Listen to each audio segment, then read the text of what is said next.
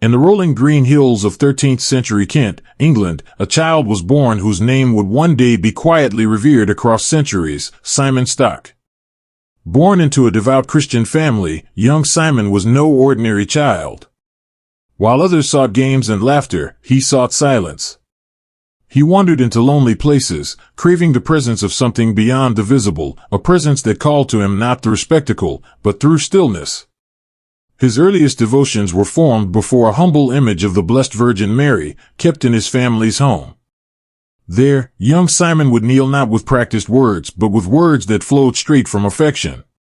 His heart recognized in Mary not merely a figure of veneration but a mother, a spiritual guide, and a deeply personal presence. At that time, all of Europe buzzed with the legends of crusaders, with the stories of knights and glory in the Holy Land. But Simon's heart was never stirred by such tales. He did not dream of swords or banners, but of communion. His was a call not to fight for God with steel, but to seek God with silence. When he was only 12, he made a choice that even adults would fear to make. He left home with his parents' reluctant blessing and disappeared into the forest, following nothing but the stirrings of his soul. There, in the quiet recesses of the woodlands, he found an ancient oak tree with a hollowed trunk. This tree would become his sanctuary. He lived inside it, literally dwelling within its cavity, for nearly 20 years. He ate what the forest gave him, lived in utter simplicity, and prayed in uninterrupted solitude. Each dawn became a new sacrament, each hardship a prayer, and each passing season a wordless homily. In those 2 decades of self-imposed exile, the world continued to spin with turmoil, with conquests, with arguments about power and papal authority. But deep within the woods, Simon was being formed not in the ways of men, but in the furnace of God's silent love. He was being carved into a soul prepared not for acclaim, but for purpose. News eventually reached his hidden life that a group of hermits had come to England from the Holy Land. These were the Carmelites, a religious order born on Mount Carmel and shaped by the prophetic legacy of Elijah. Simon, stirred by their way of life, emerged from his oak tree hermitage and sought them out. He found in them a mirror of his own calling, silence, fraternity, deep prayer, and above all, an unshakable devotion to Mary. The brothers welcomed him, not merely as a novice, but as a spiritual elder. He took the brown habit, not as a new beginning, but as a natural continuation of the life he had already embraced. Though new to communal living, Simon adapted with humility and grace. His years in isolation had not made him rigid or aloof. Instead, they had softened him, made him deeply receptive. His words were few but profound. Younger friars gravitated to him, sensing in his stillness something they could not explain. He guided not with lectures but with example. He taught them not only how to pray, but how to live a life of surrender, silence, and trust. At that time, the Carmelite order in Europe was fragile. Its identity was questioned by some and misunderstood by many. In an age that exalted active ministry, preaching, and visibility, the Carmelite emphasis on contemplation and silence seemed outdated. Some within the order debated whether they should change, become more like the Franciscans or Dominicans, loud, public, and active. Tensions arose. Chapters grew divided. In the midst of this storm, Simon Stock stood as a steadying force. He did not resist change for the sake of tradition, nor did he embrace change for the sake of relevance. He insisted that true reform could happen without losing one's soul. The essence of Carmel, he reminded them, was not in its structures but in its fire, a fire of prayer, silence, and intimacy with Mary and with Christ. To be Carmelite was not to reject the world, but to engage it through the lens of contemplation. He argued that even as they moved into cities and took on more visible roles, their identity must remain rooted in silence. Their action must be born of prayer, and their preaching must rise from the quiet places. He was a bridge between the East and the West, between the ancient desert and medieval Europe, between eremitic roots and pastoral realities. His leadership was so widely respected that in 1245, Simon Stock was elected Prior General of the Carmelite Order. He did not campaign for the role. He did not want power. But his holiness could not be hidden. As Prior General, Simon did not bring in revolutions, he called for restorations. He urged the friars to return to their roots, not with nostalgia, but with fidelity. He emphasized fasting, chanting of the divine office, sacred reading, and daily prayer. Despite his age, Simon traveled across Europe, visiting Carmelite houses, praying with the brothers, encouraging them face to face. His presence was a balm. His silence was a sermon. Through him, Carmel began to remember its identity, not as a failed experiment in an age of activism, but as a prophetic voice calling the church back to the heart of God. At the center of that heart stood Mary. For Simon, she was not a peripheral figure. She was the soul of the order.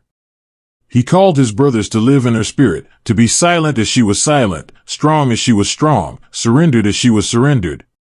In time, this Marian vision became the lifeblood of Carmel's renewal.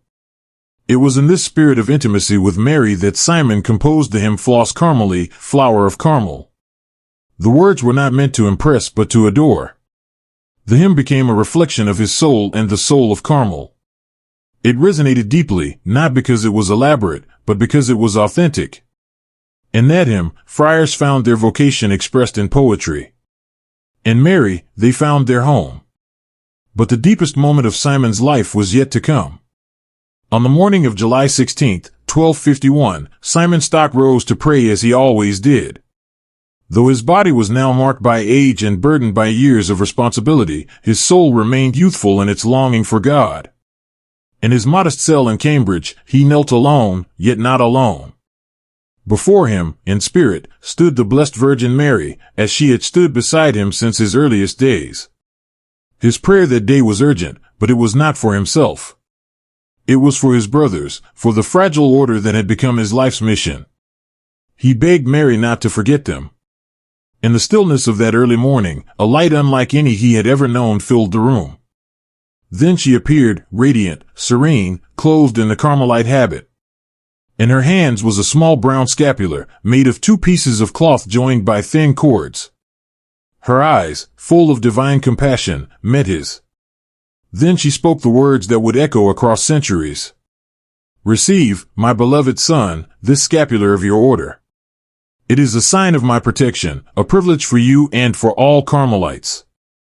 Whoever dies clothed in it shall not suffer eternal fire." She placed the scapular in his hands, and then the vision faded, as gently as it had come. Simon remained kneeling, his hands trembling, his heart overwhelmed with a love and clarity that words could never hold. He understood in that moment that this simple garment was not a talisman.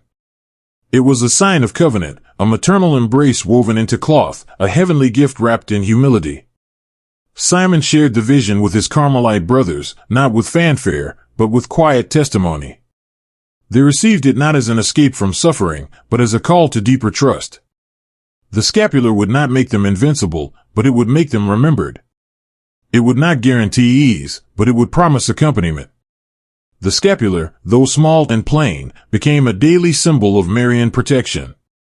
It was never about spectacle. It was always about surrender. For Simon and for those who followed him, to wear the scapular was to live under Mary's mantle, to say not only, "I believe," but also, "I belong." It meant walking through the world as her child, trusting her maternal intercession in both life and death. The impact of this vision grew steadily. Within the Carmelite community, the scapular began to shape identity. It reminded each friar that his consecration was not theoretical, it was lived, worn, visible. When he rose in the morning and placed it over his shoulders, he was not simply dressing. He was making a silent promise to God through Mary. He was choosing to live like her, with humility, with courage, with quiet trust. Soon, word spread beyond the cloister walls. Lay people, inspired by the Marian devotion of the Carmelites, began to ask if they, too, could wear the scapular. Simon and his successors welcomed them. To wear the scapular was not to become a Carmelite friar, but to enter into a spiritual kinship, a shared journey along the path of Mary. The scapular was not magic. It was a mirror. It reflected the life one desired to live, simple, faithful, surrendered. It reminded each person that holiness was not about heroic achievements but about everyday fidelity. Through this small garment, generations found peace in sorrow, courage in fear, and perseverance in prayer. Stories began to circulate, quiet testimonies of grace. A hardened man who wore the scapular only to please his mother found himself slowly drawn back to prayer. A merchant once consumed by greed began returning stolen money after a Carmelite friar gave him the scapular during a grave illness. A widow forgave a lifelong betrayal. A young woman resisted the pressure to abandon her faith. These were not miracles of lightning and thunder. They were miracles of quiet conversion. Simon Stock, for his part, never promoted the scapular as a guarantee of salvation. He taught that the true miracle was transformation over time. The scapular was not a promise of comfort, but a path of conversion. It whispered, day after day, "You are not alone. You are loved. Walk with Mary." Even among the friars, the scapular renewed spirits. Brothers who had grown weary found strength again. Not from fear of punishment, but from the reminder that they belonged to someone. They were Mary's sons, and she had not forgotten them. Out of this deepening devotion grew a belief, never declared as official dogma, but cherished nonetheless, known as the Sabbatine privilege. It held that those who wore the scapular devoutly, lived lives of chastity and prayer, and died in God's grace, would be aided by Mary, especially by release from purgatory on the first Saturday after their death. Though this tradition remains unofficial in terms of dogmatic teaching, it reflects a truth that Simon had always believed, that Mary walks with her children not only in life but also in death, and even beyond. He taught that the key was not in chasing signs, but in living in surrender. To live close to Mary in this life was the surest way to be with her in the next. The scapular was not a contract. It was a relationship. And every time someone put it on, it was a renewal of that trust. As Simon grew older, his body weakened but his soul remained undimmed. He continued visiting Carmelite communities, always with gentleness, always with encouragement. In his final months, he withdrew often into solitude again, praying for hours before the Blessed Sacrament, holding the scapular between his fingers like a lifeline. Those close to him noticed a quiet radiance. It was as though heaven was already drawing near. According to Carmelite tradition, Simon died peacefully on May 16, 1265, in Bordeaux, France. In his final moments, he asked the brothers to sing Flos Carmeli, the hymn he had composed years earlier. As the notes of the prayer rose like incense, he bowed his head and slipped into eternity. The death of Simon Stock did not mark the end of his story. In many ways, it was only the beginning. The friars who were with him at the time of his passing testified to an overwhelming sense of peace in the room, an atmosphere so serene it seemed not of this world. Though Simon had never sought fame or recognition in life, news of his death spread quickly among the Carmelite houses and the wider Christian faithful. Pilgrims began to travel to his tomb in Bordeaux. They came not with fanfare, but with reverence. Many reported favors received through his intercession, physical healings, spiritual awakenings, renewed vocations. While the Church had not yet established the modern canonization process, his sanctity was recognized spontaneously and organically. His veneration became part of Carmelite tradition, passed from heart to heart, generation to generation. Within the order, his name was included in the Roman martyrology, and his feast day was set for May 16, the anniversary of his death. He was honored not as a celebrity of the Church, but as its humble servant. He had lived quietly in a tree, served patiently in cities, and died with a prayer on his lips. That life, hidden, faithful, enduring, became a cornerstone for the Carmelites. Even centuries later, the legacy of Simon Stock remains alive. Every time a scapular is placed over someone's shoulders, his memory is rekindled. Every whispered verse of Flos Carmeli carries his voice. Every soul consecrated to Mary through the Carmelite path walks a trail that Simon helped clear with his prayerful steps. He is remembered not for institutional power, but for personal transformation. He never built monuments, but he built souls. He never wrote theological tomes, but he left behind a theology written in the choices of a consecrated life. He taught that the holiest path is often the least visible, and that fidelity, not fame, is the truest sign of sanctity. To this day, the Brown Scapular remains one of the most widely worn sacramentals in the Church. It has traveled across continents, languages, and cultures. Popes, peasants, soldiers, mystics, mothers, and children have worn it. In battlefields and sickbeds, in moments of triumph and despair, it has rested on countless shoulders as a quiet sign of belonging. It speaks not with power, but with presence. It asks not for display, but for devotion. The spiritual depth of the scapular lies in its simplicity. It does not shout. It whispers. It does not compel. It invites. It says, "You are loved. Walk with Mary." And through that love, lives have been changed, sometimes slowly, sometimes profoundly, but always with grace. And what about us? We live in an age far removed from Simon's 13th century world.